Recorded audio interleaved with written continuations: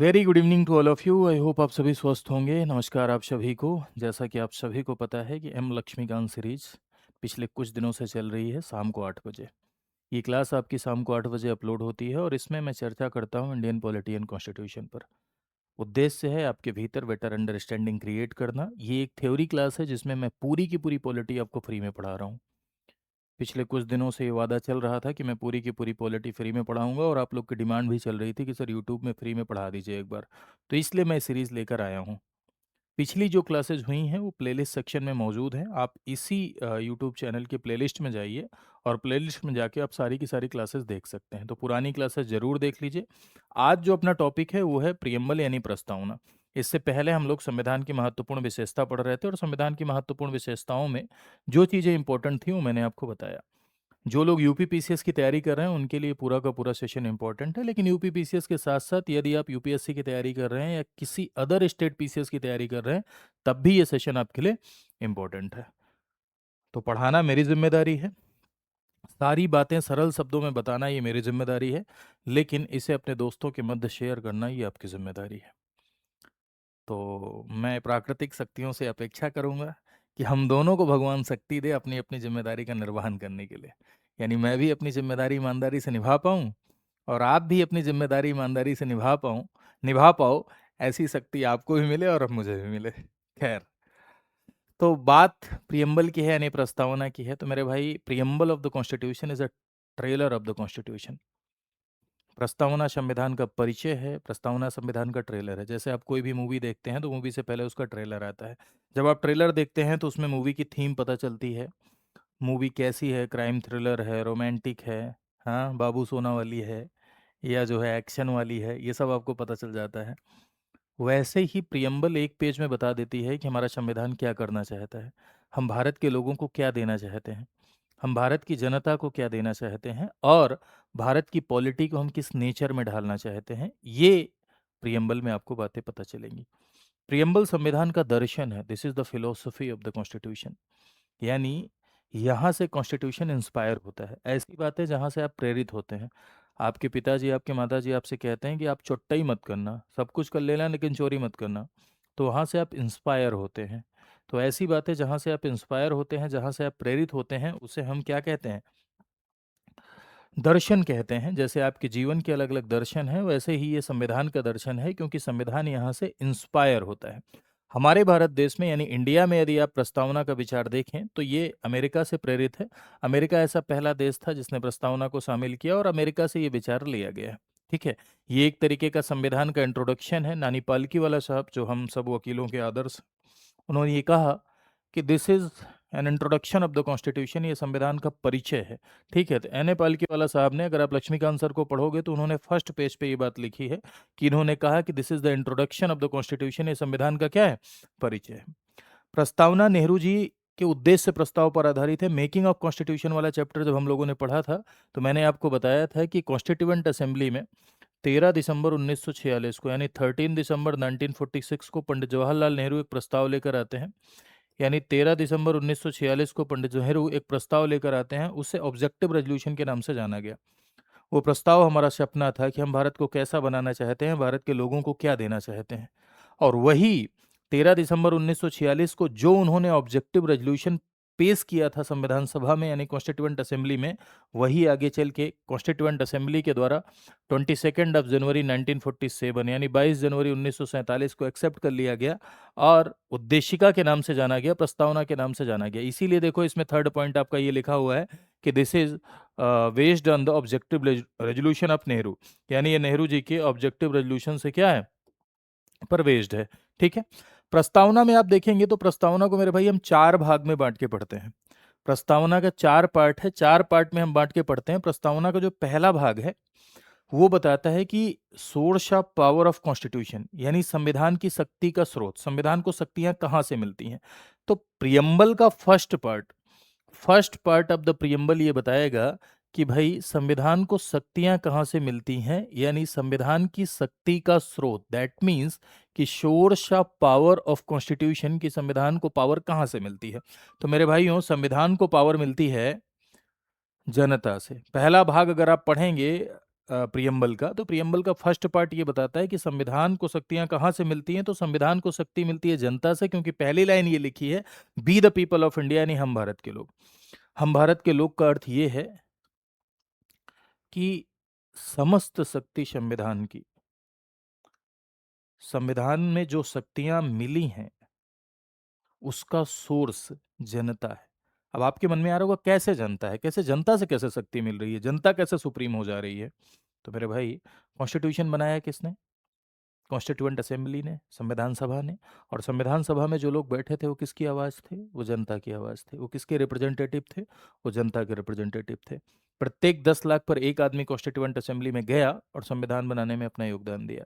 तो हम भारत के लोग, ये वर्ड इस बात को इंडिकेट करता है कि संविधान की शक्ति का स्रोत कोई राजा नहीं है, संविधान की शक्ति का स्रोत मोदी जी नहीं है, संविधान की शक्ति का स्रोत कोई इंस्टीट्यूशन नहीं है, बल्कि संविधान की शक्ति का स्रोत जनता है। क्योंकि संविधान बनाया भी जनता ने। अब डायरेक्टली जनता ने नहीं बनाया, लेकिन जनता के लोगों ने बनाया ना।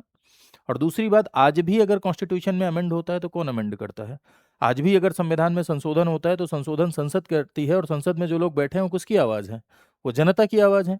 तो संविधान की शक्ति का स्रोत कौन है? जनता है। तो ये first part of the preamble है। प्रियम्बल का दूसरा भाग, प्रियम्बल का दूसरा भाग बताता है कि भाई, nature of the polity. Nature of the polity यानी हम भारत की पॉलिटी को किस नेचर में ढालना चाहते हैं, हम भारत की पॉलिटी को कैसा बनाना चाहते हैं। तो ये सेकंड पार्ट है। सेकंड पार्ट, कैसा बनाना चाहते हैं? Sovereign, socialist, secular, democratic, Republic. संपूर्ण प्रभुत्व संपन्न, समाजवादी, पंथ निरपेक्ष, लोकतांत्रिक, गणराज्य बनाना चाहते हैं। ये पांचों हम भारत को बनाना चाहते हैं। भारत की पॉलिटी को इस नेचर में हम ढालना चाहते हैं। अब एक एक का क्या मतलब है वो अभी हम थोड़ी देर में देख लेंगे, तो उसके लिए चिंता मत करिए। तीसरा भाग क्या बताता है? संविधान का उद्देश्य। संविधान का उद्देश्य यानी objective of the constitution means सत्ता का उद्देश्य, संविधान का उद्देश्य कि जनता को संविधान क्या देना चाहता है।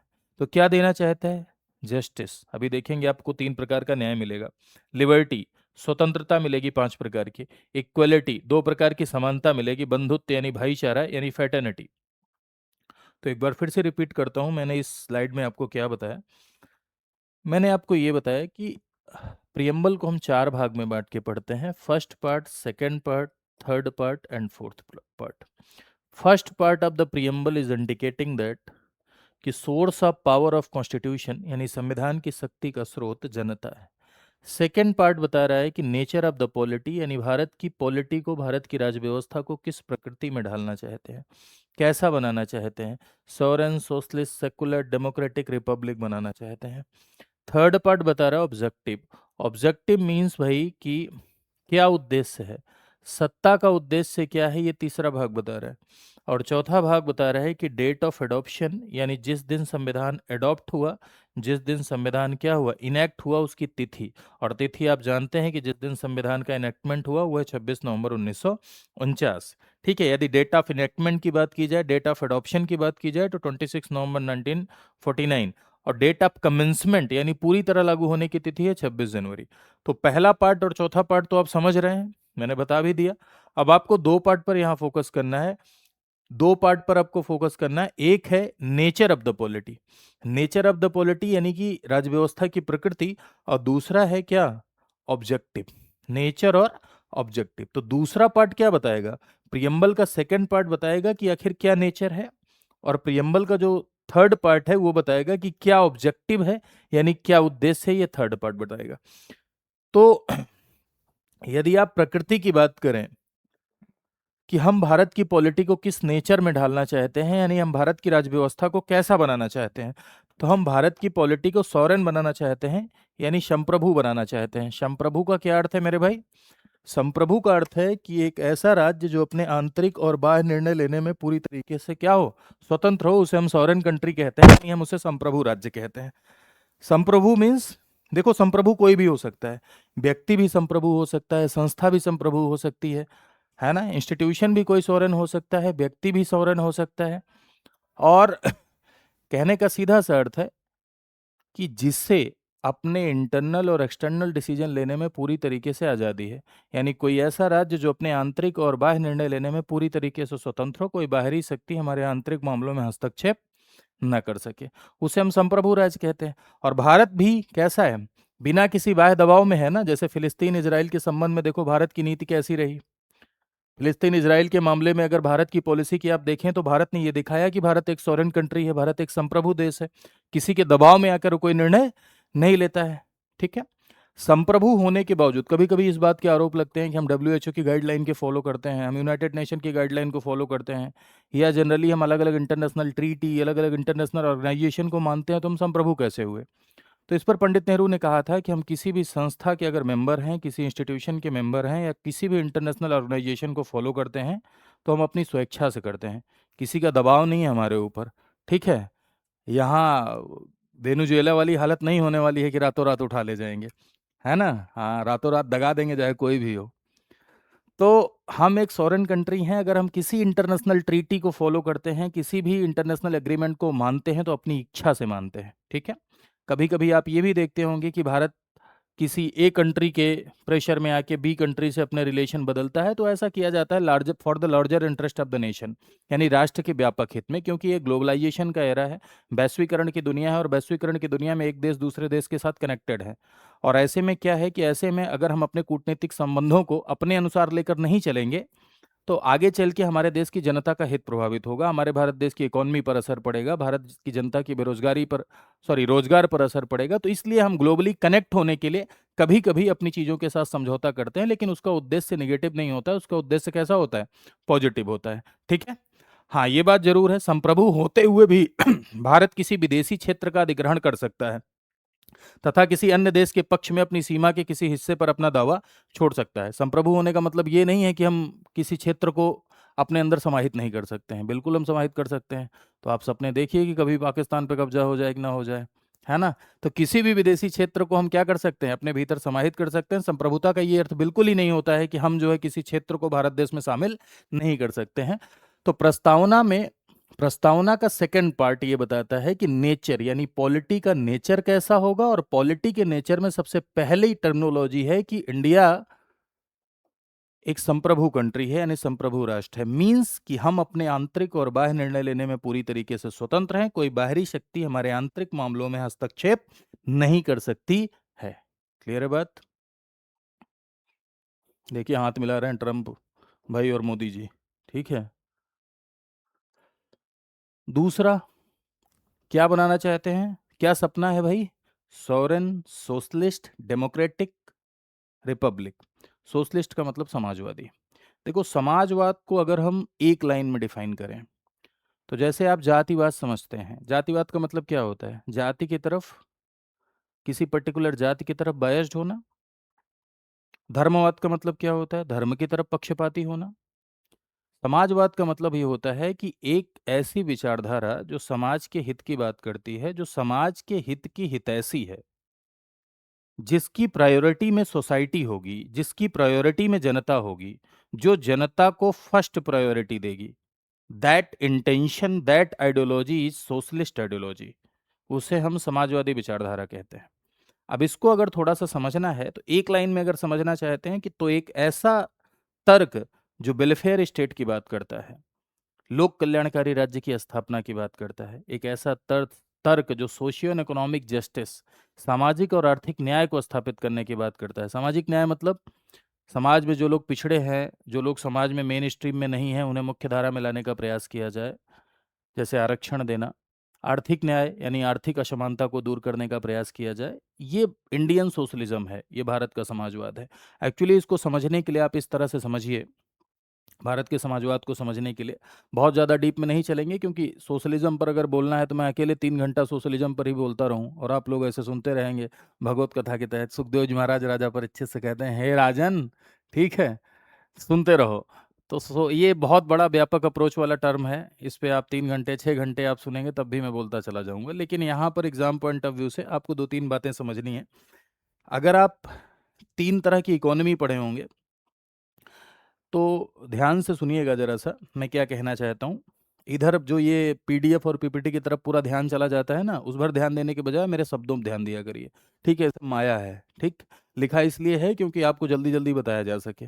बाकी जो सुनेंगे, हाँ, उसी से कल्याण होना है। तो तीन तरह की इकोनॉमी, एक socialist economy, capitalist economy, mix economy. अगर आपने सोशलिस्ट इकोनॉमी देखा होगा तो सोशलिस्ट इकोनॉमी का मतलब होता है एक ऐसी अर्थव्यवस्था जहां जो कुछ भी पैदा हो, यानी जो कुछ भी प्रोडक्शन हो, जो कुछ भी सेवा दी जाए, सब पर कंट्रोल स्टेट का हो, यानी सब पर कंट्रोल राज्य का हो, ज्यादा से ज्यादा पार्टिसिपेशन राज्य का हो। यानी अगर कुछ, जैसे आप देखेंगे तो इसका एग्जाम्पल आपको नॉर्थ कोरिया नजर आएगा, इसका एग्जाम्पल आपको चाइना नजर आएगा कुछ हद तक। ठीक है, यानी प्रोडक्शन में और सर्विसेज देने में, मीन्स ऑफ प्रोडक्शन और सर्विसेज दोनों में ज्यादा से ज्यादा पार्टिसिपेशन राज्य का हो, यानी सरकारी नियंत्रण ज्यादा हो। और वहीं कैपिटलिस्ट इकोनॉमी आप देखेंगे तो कैपिटलिस्ट इकोनॉमी बाजार आधारित होती है, ज्यादा पार्टिसिपेशन प्रोडक्शन में भी, सर्विसेज में भी, यानी पैदावार में भी, मीन्स ऑफ प्रोडक्शन में भी, और सेवाओं के देने में भी प्राइवेट सेक्टर का रहता है। जैसे अमेरिका, अमेरिका में आप देखें तो डिफेंस इत्यादि कुछ सेक्टर छोड़कर बाकी सब प्राइवेटाइज है। तो ये दो तरह की इकोनॉमी होती है। तो अब भारत का संविधान जब बन रहा था तब उस समय हम आश्वस्त ही नहीं थे, उस समय हम समझ ही नहीं पा रहे थे इस बात को लेकर हमारा देश किस तरफ जाएगा, है ना, सोशलिस्ट की तरफ जाएगा या कैपिटलिस्ट की तरफ जाएगा। दूसरी बात, दोनों इकोनॉमी के कुछ ना कुछ पॉजिटिव और डिमेरिट है, कुछ ना कुछ प्रोज एंड कॉन्स है। सोशलिस्ट इकोनॉमी में ज्यादा पार्टिसिपेशन स्टेट का है। ज्यादा पार्टिसिपेशन स्टेट का है तो इसका मतलब आपने प्राइवेट सेक्टर को क्या कर दिया, निग्लेक्ट कर दिया। कैपिटलिस्ट इकोनॉमी में सब कुछ प्राइवेट सेक्टर का है, प्राइवेट सेक्टर का पार्टिसिपेशन ज्यादा है। ऐसे में जनता के शोषण की संभावना है, सिक्योरिटी नहीं होगी, सोशल सिक्योरिटी नहीं मिलेगी, ज्यादा एक्सप्लॉयटेशन हो सकता है। पता चला 10,000 का काम करवा रहे हैं एक ही दिन में, 15 घंटा काम करवा रहे हैं, इंसेंटिव के नाम पे एकदम शोषण चल रहा है ना। तो इसलिए भारत देश ने क्या चुना, भारत देश ने चुना कि हम मिक्स इकोनॉमी लेकर चलेंगे। मिक्स इकोनॉमी मतलब सोशलिस्ट कैपिटलिस्ट का मिक्स कर देंगे। मीन्स ऑफ प्रोडक्शन पे राज्य और निजी सेक्टर दोनों का हाथ होगा, राइट। जैसे स्टील भारत देश में टाटा भी बनाती है, स्टील भारत देश में सेल भी बनाती है। सेल गवर्नमेंट सेक्टर है, टाटा प्राइवेट सेक्टर है। मोबाइल सर्विस की यदि आप बात करें तो मोबाइल सर्विस भारत देश में बीएसएनएल भी देती है, मोबाइल सर्विस जियो भी देती है।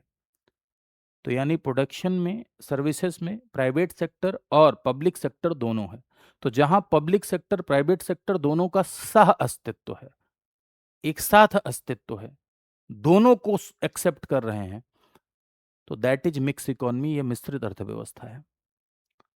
और इंडियन सोशलिज्म मिक्स इकोनॉमी में आस्था रखता है, जो कि गांधीवाद, मार्क्सवाद, नेहरूवाद, साम्यवाद का मिला जुला रूप है।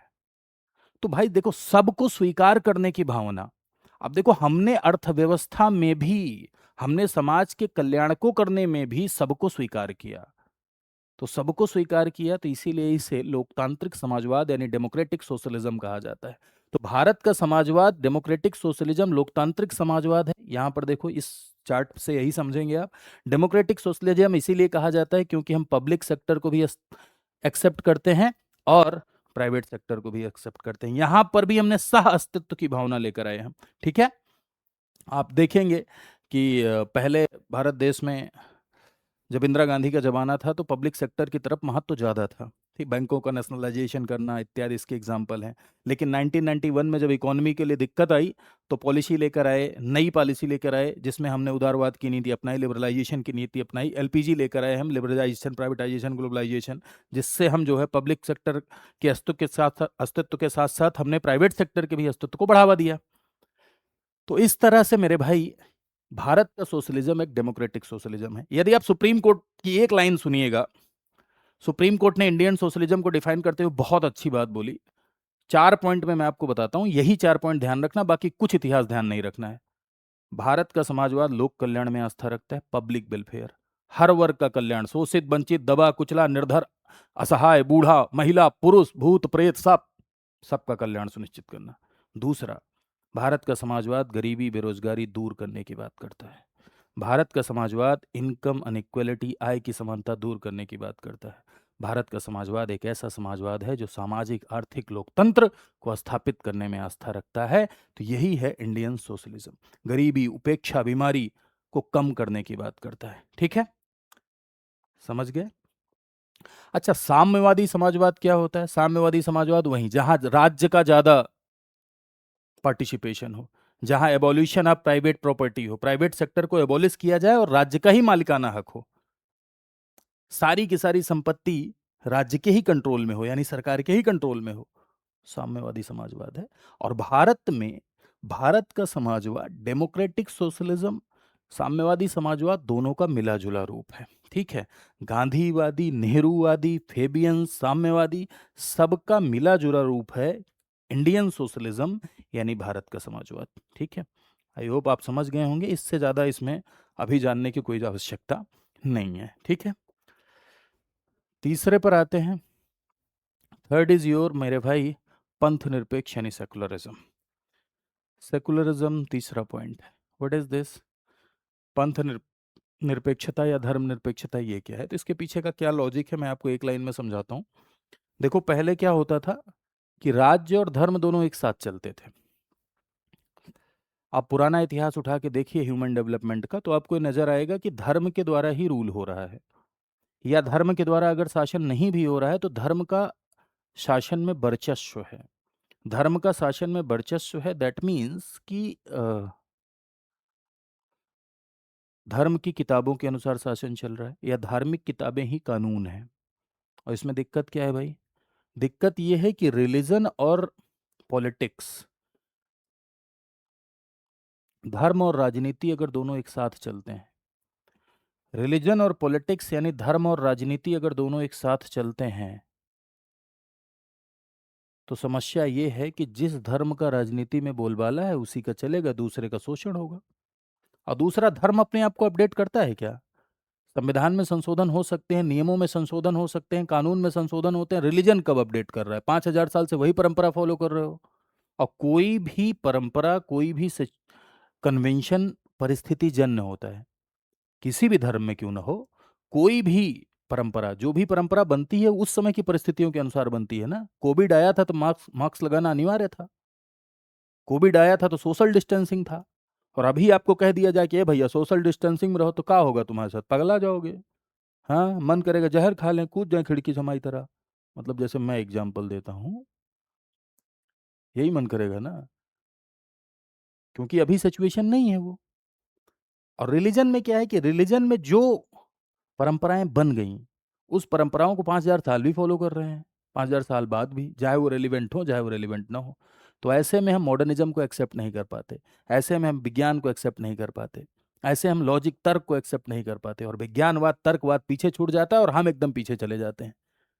दुनिया का कोई भी देश उठा लो, जिस देश में धर्म का बोलबाला, जिस देश में राजनीति में धर्म ज्यादा एक्टिव, उस देश का पिछड़ापन ज्यादा। और जहां धर्म और राजनीति सेपरेट, वहां विकास तेज। ये पूरी दुनिया का स्ट्रक्चर आप उठा के देख लेंगे, आपको देखने को मिलेगा। इसीलिए एक नया कॉन्सेप्ट जन्म लिया, उस कॉन्सेप्ट का नाम हुआ कि धर्म को राजनीति से पूरी तरीके से अलग कर दो। और धर्म को राजनीति से जब पूरी तरीके से अलग किया गया तो दैट इज कॉल्ड सेकुलरिज्म। इसी को सेकुलरिज्म कहा गया। तटस्थ हो गए, ब्रेकअप हो गया भैया। किसका ब्रेकअप हुआ? रिलीजन और पॉलिटिक्स का ब्रेकअप। अब रिलीजन और पॉलिटिक्स के ब्रेकअप को ही हम क्या कहते हैं? रिलीजन और पॉलिटिक्स के ही ब्रेकअप को हम कहते हैं सेकुलरिज्म। अब जैसे भारतीय धर्मनिरपेक्षता की आप बात करें, तो भारत देश जब से भारत का संविधान लागू हुआ तब से भारत सेकुलर है। अलग अलग प्रोविजंस आप पढ़ेंगे, आर्टिकल 25 से लेकर 28 तक के प्रावधान, कुछ अन्य प्रावधान भी ये दिखाते हैं कि भारत एक सेकुलर कंट्री है, भारत एक पंथ निरपेक्ष राष्ट्र है।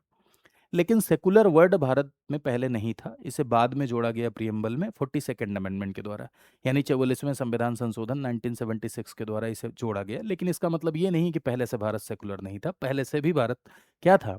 सेकुलर था। इंडियन सेकुलरिज्म मीन्स कि भारत का कोई अपना ऑफिशियल या नेशनल रिलीजन नहीं होगा। भारत किसी एक धर्म को अब जितनी बात मैं बता रहा हूँ, 4-5 पॉइंट बुलेट पॉइंट्स, यही ध्यान रखना। भारत का अपना कोई स्पेशल रिलीजन नहीं होगा, भारत का कोई अपना नेशनल या ऑफिशियल, राष्ट्रीय या औपचारिक राजकीय धर्म नहीं होगा। भारत किसी एक धर्म को प्रायोरिटी नहीं देगा, भारत किसी स्पेशल रिलीजन को प्रायोरिटी नहीं देगा, बल्कि भारत राज्य धर्म से दूर रहेगा तब तक जब तक धर्म की वजह से कोई सोशल इविल न क्रिएट हो। भारत देश में राज्य और धर्म दोनों सेपरेट रहते हैं, लेकिन अगर धर्म की वजह से कोई सामाजिक बुराई पैदा होती है तो हम राज्य धर्म में हस्तक्षेप करता है। जैसे हमने सती प्रथा को एबॉलिश किया, हमने नरबली को एबॉलिश किया, ट्रिपल तलाक को एबॉलिश किया, है ना। तो राज्य धर्म में हस्तक्षेप कर सकता है धर्म की वजह से अगर कोई सामाजिक बुराई क्रिएट हो तो। और दूसरी बात, ये धर्म और राज्य के अलगाव में दो तरह का अप्रोच है। एक है फुल ब्रेकअप, यानी राज्य धर्म एकदम अलग हो जाते हैं, तुम अपने रास्ते में अपने रास्ते। तुम चाहे महिला पादरी रखो चाहे पुरुष पादरी रखो, है ना, चाहे पुरुष पंडित रखो चाहे महिला पंडित रखो, हमसे मतलब नहीं, तुम अलग हम अलग। राज्य धर्म एकदम अलग। और अगर मान लो भविष्य में कोई दिक्कत आई, किसी को प्रायोरिटी देना हुआ तो स्टेट को देंगे, रिलीजन को नहीं। फ्रांस, फ्रांस देख लो, फ्रांस में बुर्का बैन किया गया क्योंकि सुरक्षा में दिक्कत थी। और दूसरा अप्रोच है कि राज्य धर्म अलग होंगे लेकिन सर्वधर्म संभावा, जैसे इंडियन अप्रोच। इंडियन अप्रोच एक पॉजिटिव सेकुलरिज्म है। जब राज्य और धर्म प्योरली सेपरेट हो जाते हैं तो that is called negative secularism, like European countries. और जब सर्वधर्म संभावा की भावना, हम सभी धर्मों को समान सम्मान देंगे, सभी धर्मों को समान आदर देंगे, है ना, किसी के साथ भेदभाव नहीं करेंगे, सबको धार्मिक स्वतंत्रता देंगे, सबको फ्रीडम ऑफ रिलीजन देंगे।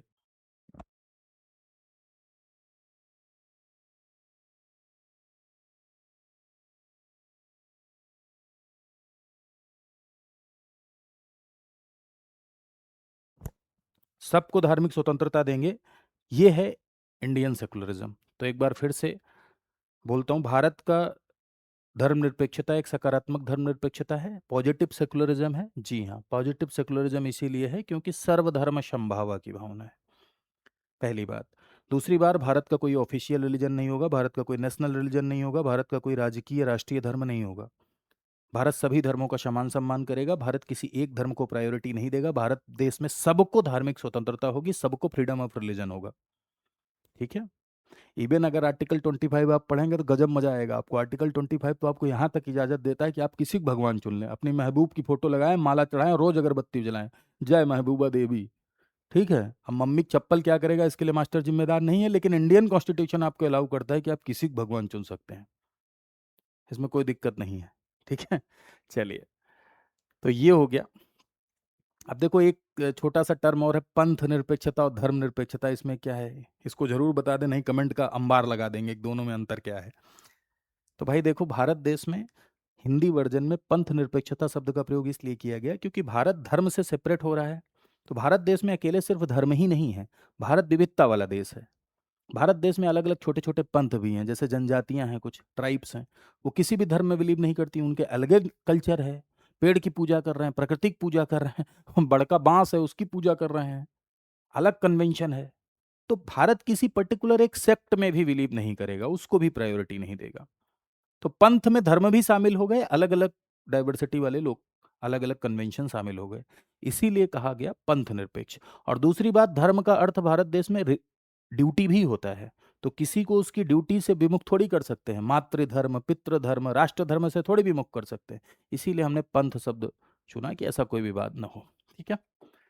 नेक्स्ट इज योर भाई, अगला है डेमोक्रेसी, लोकतांत्रिक, लोकतंत्र, गजब।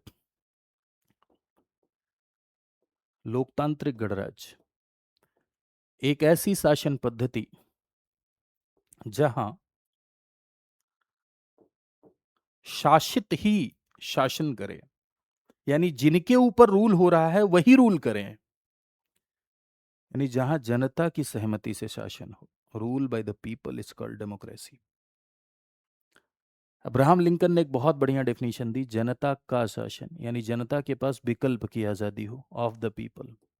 जनता के पास विकल्प की आजादी हो, यानी जनता के पास ऑप्शन चुनने की स्वतंत्रता हो। जैसे भारत देश में देखो, मल्टी पार्टी सिस्टम है, एक से एक ढेर सारी पार्टियां चुनाव लड़ती हैं, निर्दलीय लोग, इंडिपेंडेंट कैंडिडेट भी चुनाव लड़ते हैं। इंडिपेंडेंट छोड़ो, कुछ लोग तो वोट कटवा हैं, सिर्फ इसीलिए चुनाव लड़ते हैं कि वोट काट लें दूसरे का। ठीक है। हमारे गांव के बगल कुछ दूर पे एक चाची जी ग्राम प्रधान का चुनाव लड़ती थी पहले, उनको सिर्फ दो वोट मिलता था, एक उनका, उनके पति का। उनके सासू ससुर वोट नहीं देते थे, ये हालात थे। तो वोट कटवा और हैं। तो भारत देश में मल्टी पार्टी सिस्टम, बहुदलीय लोकतंत्र है। तो डेमोक्रेसी का मतलब ये नहीं है कि दो ही लोग को खड़ा कर दो और कह दो किसी एक को चुन लो, चाइना की तरह एक पार्टी नहीं, हमारे पास विकल्प होना चाहिए प्रॉपर। ठीक है, तो इसे कहते हैं आप the people. By the people का मतलब जहां जनता सरकार में पार्टिसिपेट करे। अब जनता सरकार में पार्टिसिपेट करे यानी जनता का शासन हो, जनता गवर्नमेंट में पार्टिसिपेट करे, जनता के द्वारा गवर्नमेंट चुनी जाए, यह है बाय द पीपल, लोगों के द्वारा शासन। अगला for the people. For the people का मतलब जिसको आपने चुना हो वो आपके लिए कमिटेड हो, जिसको आपने चुना है वो आपके लिए कमिटेड हो यानी आपके लिए जिम्मेदार हो, सरकार आपके लिए हो, आपके विकास के लिए, आपके इंफ्रास्ट्रक्चर के लिए, आपके रोजगार के लिए, आपके स्वास्थ्य के लिए, आपकी शिक्षा के लिए। तो इसे कहते हैं फॉर द पीपल गवर्नमेंट। ठीक है, लोकतंत्र में जैसे भारत देश में आप देखो, जनरली बाई द पीपल में जनता का शासन, सॉरी जनता द्वारा शासन में आपको दो तरह का लोकतंत्र दिखाई पड़ेगा। एक डायरेक्ट डेमोक्रेसी, दूसरा इनडायरेक्ट डेमोक्रेसी। डायरेक्ट डेमोक्रेसी का मतलब ये होता है कि जब जनता डायरेक्टली सरकार में पार्टिसिपेट करती है, जैसे स्विट्जरलैंड। स्विट्जरलैंड में बड़े मुद्दों पर जनता से राय ली जाती है, डायरेक्टली जनता से राय ली जाती है। तो जाहिर सी बात है कि जनता डायरेक्ट कानून बनाने के लिए अगर इनिशिएट कर रही है या जनता से बड़े मुद्दों पर राय ली जा रही है, तो इसका मतलब जनता डायरेक्टली सरकार में भागीदार है, तो उसे प्रत्यक्ष लोकतंत्र कहते हैं। बड़ा अच्छा लग रहा है सुनने में, क्योंकि हम डायरेक्ट सरकार में पार्टिसिपेट कर रहे हैं इसलिए हमको अच्छा लग रहा है। लेकिन पॉपुलर जो डेमोक्रेसी है वो इनडायरेक्ट है। इनडायरेक्ट में जनता डायरेक्ट नहीं पार्टिसिपेट करती, जनता चुन चुन चुन चुन कर अपने रिप्रेजेंटेटिव को भेजती है, और जनता जब चुनकर अपने प्रतिनिधियों को भेजती है तो वही प्रतिनिधि ही सरकार का पार्ट बनते हैं, वही प्रतिनिधि ही जनता की ओर से जनता की आवाज के तौर पर सरकार का भाग बनते हैं, या जनता के लिए सरकार का भाग बनते हैं। तो that is called indirect democracy. Bharat देश में आपको क्या दिखाई पड़ेगा? इनडायरेक्ट डेमोक्रेसी, जिसे रिप्रेजेंटेटिव डेमोक्रेसी कहते हैं। यहाँ जनता द्वारा चुने गए प्रतिनिधि, रिप्रेजेंटेटिव, जो कि पीपल के द्वारा इलेक्ट होते हैं, वही सरकार चलाते हैं, वही कानून का निर्माण करते हैं, वही गवर्नमेंट को रन कराते हैं। तो क्यों भाई इनडायरेक्ट, क्यों डायरेक्ट क्यों नहीं? भैया डायरेक्ट पॉसिबल ही नहीं है, इतनी जनसंख्या, 140 करोड़ देश, 140 करोड़ की आबादी, उसमें हर आदमी से आप राय लोगे जीएसटी बने कि न बने? हाँ, पता चला 10 साल बीत जाएगा, जीएसटी नहीं आएगी। तो ऐसे में ये वहाँ संभव है जहाँ पॉपुलेशन बहुत कम है और जहाँ जनता अवेयर है। यहाँ अवेयरनेस का लेवल भी लो है और जनसंख्या भी बहुत ज़्यादा है। इसलिए भारत देश में कौन सी डेमोक्रेसी? इनडायरेक्ट डेमोक्रेसी यानी अप्रत्यक्ष लोकतंत्र है। ठीक है, तो आपने क्या देखा कि हम भारत को क्या बनाना चाहते हैं? सोशलिस्ट। सबसे पहले क्या था नेचर में? Socialist, secular, sovereign, socialist, secular, democratic, चार हो गए। और पांचवा है आपका क्या? रिपब्लिक यानी गणराज्य। तो गणराज्य क्या होता है ये भी देख लेते हैं। व्हाट इज गणराज्य? तो गणराज्य का मतलब आप जरा सा समझिए। गणराज्य मीन्स मेरे भाइयों, एक ऐसा राज्य जहां किसी पद पर, जहां जो पद हो, छोटे पद से लेके बड़े पद तक, हर व्यक्ति पार्टिसिपेट कर सके। भारत की विविधता का प्रतिनिधित्व, भारत की डाइवर्सिटी का रिप्रेजेंटेशन हर संस्था में, हर पद में, हर जगह समान रूप से नजर आए, नहीं आ रहा है तो कराया जाए, ऐसी भावना रिपब्लिकन है, गणराज्य की भावना है। मीन्स, अब इसको और सरल शब्दों में आप समझें तो एक आम आदमी किसी भी पद को धारण कर सके, इवन सर्वोच्च पद को भी धारण कर सके। और सर्वोच्च पद कौन सा है? राष्ट्रपति का है। तो एक आम आदमी सर्वोच्च पद को धारण कर सके यानी एक आम आदमी राष्ट्रपति बन सके। अब आम आदमी राष्ट्रपति कब बनेगा? जाहिर सी बात है कि जब सबसे बड़ी पोस्ट पर चुनाव होगा तभी बन पाएगा, इलेक्शन होगा, सबको मौका मिलेगा तभी बन पाएगा। तो इसीलिए कहा जाता है कि ऐसा देश जिसका प्रमुख चुन कर आता है, ऐसा देश जिसका प्रमुख चुन कर आता है, उसे हम गणराज्य कहते हैं। यानी एक आम आदमी जहां सर्वोच्च पद पर पहुंच सके। अखबार बेचने वाला इस देश में राष्ट्रपति बना, आदिवासी महिला इस देश में राष्ट्रपति बनी।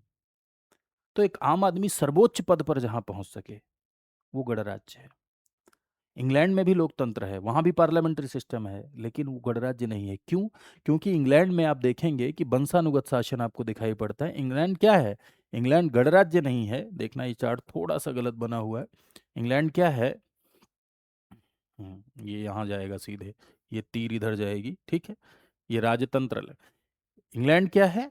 एक तरीके से मोनार्कियल डेमोक्रेसी है। राजा का बेटा ही राजा बनेगा, राजा के ही खानदान से ही कोई फिर से राजा या रानी बनेगा। तो रिपब्लिक नहीं है, हेरिडेटरी सिस्टम चल रहा है। लेकिन भारत देश में मुर्मू जी का बेटा या बेटी क्या फिर से राष्ट्रपति बनेंगे? नहीं, वही राष्ट्रपति बनेंगे जो चुने जाएंगे।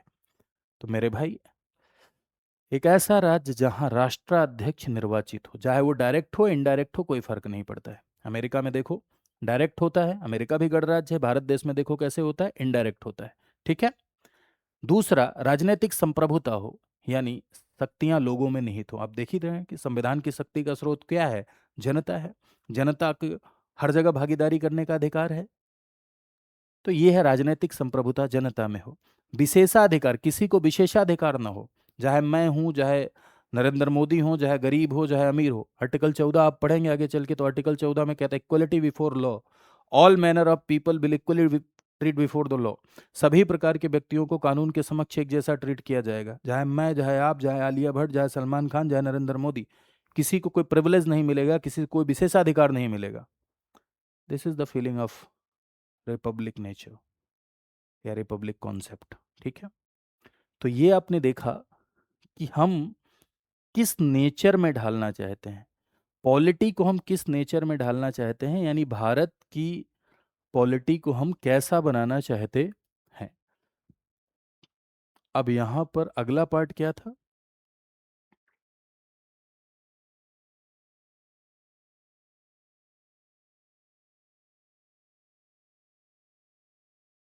ये प्रकृति, संप्रभु, समाजवादी, धर्मनिरपेक्ष, लोकतांत्रिक, गणराज्य, इस सब का मतलब आप समझ गए। संप्रभु यानी आंतरिक बाह्य निर्णय लेने में पूरी तरीके से स्वतंत्र, समाजवाद लोक कल्याण में आस्था, मिश्रित अर्थव्यवस्था में आस्था रखता है, गरीबी बेरोजगारी दूर करने की बात करता है, धर्मनिरपेक्ष, भारत का कोई धर्म नहीं होगा, सर्वधर्म संभाव, सबको धार्मिक स्वतंत्रता, लोकतंत्र, जनता का शासन, गणतंत्र, भारत देश का प्रमुख कैसे आएगा? चुन कर आएगा, यानी प्रमुख भारत का इलेक्टेड होगा, चुना हुआ होगा। अब प्रियम्बल का अगला पार्ट बताएगा ऑब्जेक्टिव। ऑब्जेक्टिव यानी कि उद्देश्य। उद्देश्य का अर्थ ये है भाइयों कि सत्ता का उद्देश्य क्या है। सत्ता का उद्देश्य क्या है, यानी हम भारत की जनता को क्या देना चाहते हैं। तो फर्स्ट पार्ट आपने देखा, source of power of constitution, यानी संविधान की शक्ति का स्रोत। संविधान को शक्तियां कहाँ से मिलती हैं? जनता से। Second part, nature of the polity, यानी भारत की पॉलिटी को हम किस प्रकृति में ढालना चाहते हैं, किस नेचर में हम भारत की पॉलिटी को बनाना चाहते हैं, ठीक है। थर्ड पार्ट अब आप देखेंगे कि ऑब्जेक्टिव। ऑब्जेक्टिव यानी उद्देश्य, कि हम भारत की जनता को क्या देना चाहते हैं। सत्ता का उद्देश्य क्या है, संविधान का उद्देश्य क्या है। तो इसमें चार टर्मिनोलॉजी है। फर्स्ट इज योर जस्टिस, यानी न्याय, ठीक है। तीन प्रकार का, स्वतंत्रता, लिबर्टी, पांच प्रकार की, क्षमता, दो प्रकार की, बंधुता, एक। तो कभी कभी आपके यहाँ ये भी सवाल पूछ लिया गया, 3 5 2 1, ये भी इस तरह से दिया है, 3 5 2 1। ये पीसीएस में पूछा हुआ सवाल है और ये आंसर आया है कि 3 प्रकार का न्याय, 5 प्रकार की स्वतंत्रता, 2 समता, 1 बंधुता। ये भी सवाल पूछा गया है कि sovereign, socialist, secular, democratic, Republic, इसको क्रोनोलॉजी में सेट करो, ठीक है, क्रम से लगाओ। तो क्रम से सबसे पहले संपूर्ण प्रभुत्व संपन्न, समाजवादी, पंथ निरपेक्ष, लोकतंत्रात्मक, गणराज्य, ये सवाल आया है, पीसीएस का आया हुआ सवाल है। साथ ही साथ ये भी पूछ लिया गया कि ओरिजिनल कॉन्स्टिट्यूशन में क्रम कैसे था। तो एक्चुअली क्या है कि 3 वर्ड प्रियम्बल में बाद में जोड़े गए, कौन कौन से? SSI socialist secular integrity, Samajwadi पंथ निरपेक्ष और अखंडता। अखंडता अभी आगे आएगा, समाजवादी पंथ निरपेक्ष आ चुका, तो ये दोनों बाद में जोड़े गए। तो अगर पूछा जाए कि ओरिजिनल कॉन्स्टिट्यूशन के अकॉर्डिंग, यानी मूल संविधान के अकॉर्डिंग क्रोनोलॉजी क्या थी, तो मूल संविधान के अकॉर्डिंग जो क्रोनोलॉजी है वो है सोरेन, डेमोक्रेटिक और क्या, रिपब्लिक। ठीक है, ये डेमोक्रेटिक लिखा है, यानी संपूर्ण प्रभुत्व संपन्न लोकतंत्रात्मक गणराज्य। ओरिजिनल कॉन्स्टिट्यूशन में ये था। जैसे यहां मैं आपको दिखाता हूं, इसमें अगर आप कंफ्यूज हो रहे हो तो देखो, ये प्रियम्बल है आपका ना, ये देखो, ये है पहला पार्ट जो अभी आपने पढ़ा, क्लियर कर दे रही, ये हम भारत के लोग, ये फर्स्ट पार्ट है। दूसरा संपूर्ण प्रभुत्व संपन्न समाजवादी पंथ निरपेक्ष लोकतंत्रात्मक गणराज्य, ये सेकेंड पार्ट है। अब थर्ड पार्ट आगे आएंगे तो पढ़ेंगे। तो यहां पर कभी कभी ये पूछ लेता है कि मूल संविधान, तो मूल संविधान में संपूर्ण प्रभुत्व संपन्न लोकतंत्रात्मक गणराज्य लिखा था अकेले। दिख नहीं रहा होगा, लेकिन मैं बोल रहा हूं तो सुन रहा है ना। थोड़ा क्वालिटी बढ़ा लेंगे यूट्यूब की, दिखने भी लगेगा, लेकिन बोलने में सुनाई पड़ रहा है ना, ठीक है। अभी आप देखेंगे तो क्या लिखा है, संपूर्ण प्रभुत्व संपन्न समाजवादी पंथ निरपेक्ष लोकतंत्रात्मक गणराज्य। क्लियर बात, डन। चलिए, तो अब आ जाते हैं हम लोग किस पे, ऑब्जेक्टिव पर आते हैं। ऑब्जेक्टिव यानी उद्देश्य, ठीक है। उद्देश्यों में सबसे पहले न्याय। तो तीन तरह के न्याय की बात की गई है प्रियम्बल में। न्याय का जो आदर्श है प्रियम्बल में, वो कहाँ से लिया गया है, रशियन रेवोल्यूशन से लिया गया है, यानी रूस की क्रांति से लिया गया है। तीन तरह के न्याय की बात की गई है, सामाजिक, आर्थिक और राजनीतिक न्याय। सामाजिक न्याय का मतलब ये होता है कि सभी व्यक्तियों के साथ समान व्यवहार किया जाए। कोई भी व्यक्ति यदि पिछड़ा है तो उसे मुख्य धारा में लाने का प्रयास किया जाए। Prohibition of discrimination based on caste, colour, race, religion and gender, है ना। जाति धर्म के आधार पर जो भी भेदभाव है, किसी भी आधार पर जो भेदभाव है, उस डिस्क्रिमिनेशन को समाप्त करने का प्रयास। ये ट्रेलर है, प्रस्तावना मैंने कहा क्या, ट्रेलर है। अभी आगे चल के जो बातें आपको यहाँ प्रियम्बल में नजर आ रही हैं, वो सारी की सारी बातें आप देखेंगे आगे चल के कहाँ, फंडामेंटल राइट और डीपीएसपी में, मौलिक अधिकार और डीपीएसपी में पिक्चर दिखाई जाएगी, यहाँ ट्रेलर है। आर्थिक न्याय, आर्थिक न्याय मतलब इनकम अनइक्वलिटी, आर्थिक असमानता को दूर करने का प्रयास किया जाए, जैसे सब्सिडी देना, स्कॉलरशिप देना, ठीक है। आर्थिक आधार पर किसी के साथ कोई भेदभाव ना हो। राजनीतिक न्याय, समान राजनीतिक अधिकार, ठीक है। सभी राजनीतिक कार्यालयों तक सबकी क्या पहुंच, भले अपॉइंटमेंट लेना पड़ता है, लेकिन देश में किसी भी राजनेता से कोई आम आदमी मिल सकता है, उसमें कोई दिक्कत नहीं है। सरकार तक कोई आम आदमी अपनी बात रख सकता है, सरकार के सबसे बड़े पद पर कोई आम आदमी पहुंच सकता है। लोकसभा और विधानसभा के चुनाव में प्रत्येक वयस्क को वोट देने का अधिकार है, सार्वभौमिक वयस्क मताधिकार, यूनिवर्सल एडल्ट फ्रेंचाइज। ये क्या है, ये राजनीतिक न्याय है, ठीक है। तो ये तीन प्रकार के न्याय देने की बात प्रियम्बल में की गई है, जो कि कहां से प्रेरित है, जो कि अमेरिका से प्रेरित है। आगे आते हैं स्वतंत्रता पर। तो पांच प्रकार की स्वतंत्रता, विचार, अभिव्यक्ति, विश्वास, धर्म, उपासना। विचारों की स्वतंत्रता आप सोच सकते हैं, है ना। अगर आप देखो, स्वतंत्रता किसी व्यक्ति के अंदर इनोवेशन लेके आती है, स्वतंत्रता किसी व्यक्ति के विकास को जन्म देती है। अगर आप सोचेंगे नहीं तो आविष्कार कैसे होगा, इनोवेशन कैसे होगा। तो freedom of thought, freedom of expression, अपनी भावनाओं को जाहिर करना, लिख के, बोल के, कार्टून बना के, ऐसे करके अपने भावनाओं को जाहिर करना एक्सप्रेशन है। फेथ, बिलीफ एंड वर्शिप, पूजा की स्वतंत्रता, किसी पूजा पद्धति को अपनाने की स्वतंत्रता, किसी भी धर्म में आने जाने की स्वतंत्रता, किसी धर्म को मानने की स्वतंत्रता, किसी भी विश्वास विचारधारा को मानने की स्वतंत्रता। ये पांच प्रकार की स्वतंत्रता की बात की गई। आगे चल के फंडामेंटल राइट में आर्टिकल 19 में, आर्टिकल 25 में आपको ये मिलेगी। लेकिन स्वतंत्रता आपको मिली है, और स्वतंत्रता किसी भी देश में, लोकतंत्र के लिए, किसी भी लोकतंत्र में जहां जनता का तंत्र है, वहां जनता को आजादी होनी चाहिए। बिना स्वतंत्रता के हम लोकतंत्र की कल्पना नहीं कर सकते हैं। लेकिन कभी भी स्वतंत्रता अब्सोल्यूट यानी असीमित नहीं दी जाती। स्वतंत्रता इतनी नहीं दी जा सकती है कि आप आग लगा दें, आप कुछ भी बोलें। अगर आपको राइट टू स्पीच दे दिया जाए और कह दिया जाए कोई रिस्ट्रिक्शन नहीं, तो आप जमाने की वेब सीरीज बना दें, गरियाते हुए चलेंगे। तो स्वतंत्रता होनी चाहिए, लेकिन इतनी जिससे सामने वाले की स्वतंत्रता भंग न हो। इसीलिए स्वतंत्रता पर प्रतिबंध भी लगाए जाते हैं, इसीलिए अधिकारों पर प्रतिबंध लगाए जाते हैं। स्वतंत्रता मिली है बट विद रिजनेबल रिस्ट्रिक्शन, यानी युक्त युक्त प्रतिबंधों के अधीन, यानी लॉजिकल रिस्ट्रिक्शन, तार्किक प्रतिबंधों के अधीन। आपकी स्वतंत्रता वहां समाप्त हो जाती है जहां सामने वाले की स्वतंत्रता भंग हो जाती है। एक कहानी है, मैं अक्सर सुनाता हूँ कि अमेरिका में एक आदमी छाता लेके जा रहा था, अपना गाना वाना गा रहा होगा, मैं दीवाना मैं दीवाना, और छाता लेके जा रहा था, और उसके छाते की नोक से एक सामने वाले की नाक टूट गई। सामने वाले की नाक टूट गई, मामला न्यायालय पहुंचा। न्यायालय ने कमेंट किया कि आपकी स्वतंत्रता वहां समाप्त हो जाती है जहां सामने वाले की नाक शुरू होती है।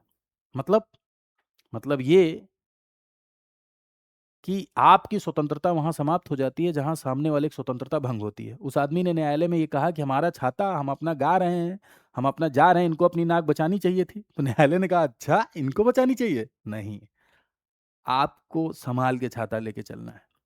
आपकी स्वतंत्रता वहां समाप्त हो जाती है जहां सामने वाले की नाक यानी सामने वाले की स्वतंत्रता भंग होती है। तो स्वतंत्रता आपको मिलेगी, भर भर के मिलेगी, लेकिन विद रिस्ट्रिक्शन। कभी भी किसी को अधिकार अगर असीमित दे दिए जाए तो वो भी मनमानी करता है। तो दिस इज योर स्वतंत्रता। स्वतंत्रता के बाद आपको क्या? तीसरा, समता। समता दो प्रकार की, equality of status and equality of opportunity. Equality of status का मतलब होता है प्रतिष्ठा की समता। प्रतिष्ठा की समता मतलब कि समाज में सभी व्यक्ति का स्टेटस एक है। इस आधार पर भेदभाव ना हो कि वो साइकिल वाला है, वो रिक्शे वाला है, वो कार वाला है, वो मर्सिडीज वाला है। दीवार मूवी देखे हो? दीवार ही है, पता नहीं मूवी का नाम, शायद मैं गलत हूँ। तो उसमें देखो एक बच्चा आता है जूता पॉलिश कराने के लिए। माफ करना, एक बच्चा जूता पॉलिश कर रहा होता है, बड़ी गाड़ी से एक आदमी आता है जूता पॉलिश कराने। वो फेंक के पैसा देता है तो बच्चा कहता है कि मैं फेंके हुए पैसे नहीं उठाता। बच्चा कहता है मैं फेंके हुए पैसे नहीं उठाता। क्या संदेश देना चाहता है बच्चा? यही संदेश देना चाहता है कि आपने श्रम करके करोड़ रुपए कमाए, मैंने श्रम करके 10 रुपए कमाया, हमारा तुम्हारा स्टेटस अलग अलग नहीं है। हर श्रम करने वाले व्यक्ति को एक नज़र से देखा जाना चाहिए, किसी का स्टेटस अलग अलग नहीं है। ये गांधीवादी अवधारणा है। इसीलिए देखो अनुच्छेद 18 में उपाधियों का अंत किया गया। इसीलिए आप देखेंगे कि मौलिक अधिकार के ढेर सारे प्रावधान इक्वलिटी ऑफ स्टेटस को स्थापित करते हैं, जैसे अनुच्छेद 15, अनुच्छेद 14, 17 उपाधियों का अंत, सॉरी 17 छुआछूत का अंत, 18 एवोल्यूशन ऑफ टाइटल उपाधियों का अंत। मौलिक कर्तव्य आपने पढ़े होगा, मौलिक कर्तव्य में लिखा हुआ है कि ऐसी बातें जो स्त्रियों के सम्मान के विरुद्ध हैं उनको नहीं अपनाया जाना।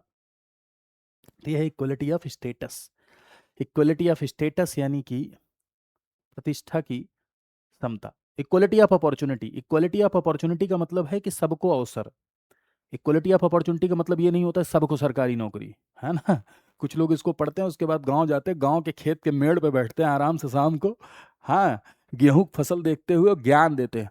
हमारा संविधानवा कह रहा है सबको नौकरी मिलनी चाहिए।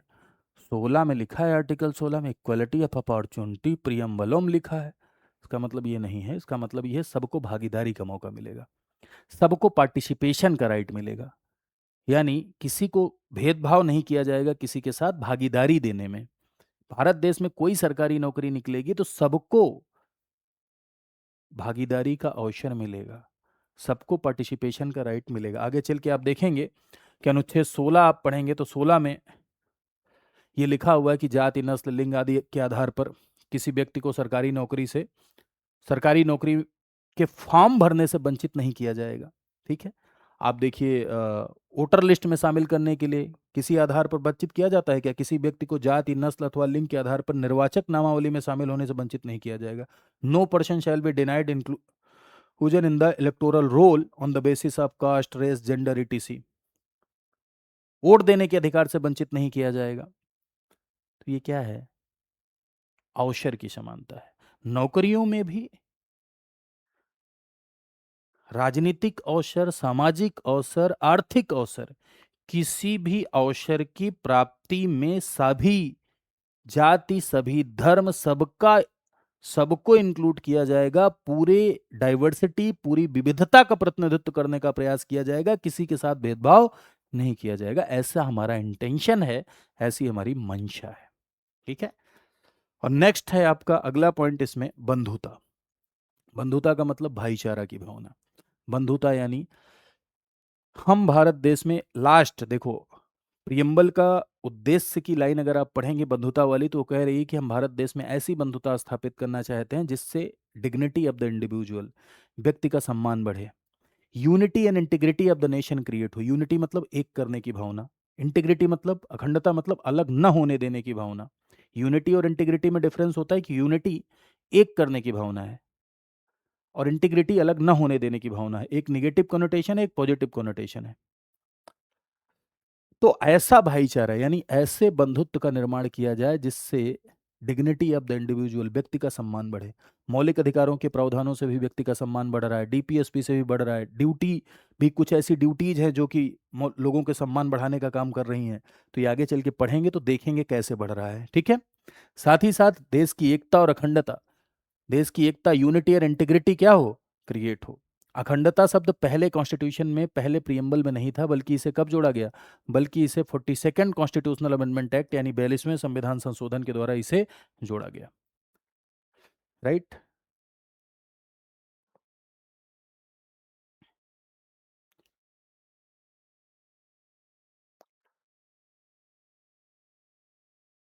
ये बंधुत्व की भावना आपको आगे चल के, बंधुत्व की भावना आगे चल के फंडामेंटल ड्यूटीज में भी नजर आएगी। जैसे देखो यहाँ यहाँ ये बातें, प्रत्येक नागरिक का कर्तव्य होगा कि भारत की संप्रभुता, एकता, अखंडता की रक्षा करे। महिलाओं की गरिमा की रक्षा हेतु सभी नागरिकों को ऐसी प्रथाओं का त्याग करना चाहिए जो महिलाओं की गरिमा हेतु जरूरी है और अपमानजनक हो।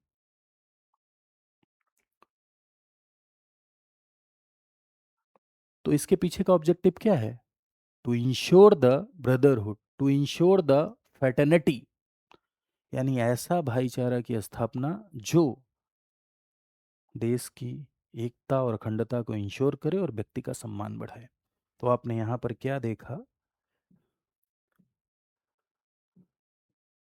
कि प्रियम्बल को हम 4 भाग में बांट के पढ़ते हैं, पहला, दूसरा, तीसरा, 3 भाग देख लिए, चौथा भाग बताता है डेट, यानी कब संविधान को अडॉप्ट किया गया, 26 नवंबर 1949, कब एनेक्ट किया गया, 1949। तो ये चारों भाग हम लोगों ने पढ़ लिया। अब अपने को इम्पोर्टेंस पढ़ना है। अब जो बातें मैं प्रियम्बल के बारे में बताऊंगा सब सवाल हैं, ध्यान रखना। अब जितनी बातें मैं प्रियम्बल से रिलेटेड बताऊंगा सब कहीं ना कहीं आई हैं या तो आएंगी। तो सेकंड पार्ट जो प्रियम्बल का है वो सवालों के दृष्टिकोण से, एग्जामिनेशन के दृष्टिकोण से बहुत महत्वपूर्ण है। ये जो आपने पढ़ा वो आपके भीतर अंडरस्टैंडिंग के दृष्टिकोण से इंपॉर्टेंट था, लेकिन अगला पार्ट सवालों के दृष्टिकोण से बहुत इंपॉर्टेंट है। तो सेशन शेयर करिएगा। आज के लिए इतना ही। आई होप आपको पसंद आया होगा, ठीक है। साथ ही साथ मेरे भाई, सुबह 7 बजे मेरा एक शो चलता है 20 मिनट का, जिसमें 4 सवालों के साथ मैं 40 बातें बताता हूँ। इसको ज़रूर फॉलो करिए, क्योंकि ये शो प्रैक्टिस के लिए है। इसमें 4 सवाल की प्रैक्टिस मैं रोज़ कराता हूँ, जिसमें ढेर सारी बातें आपको पता चलती हैं।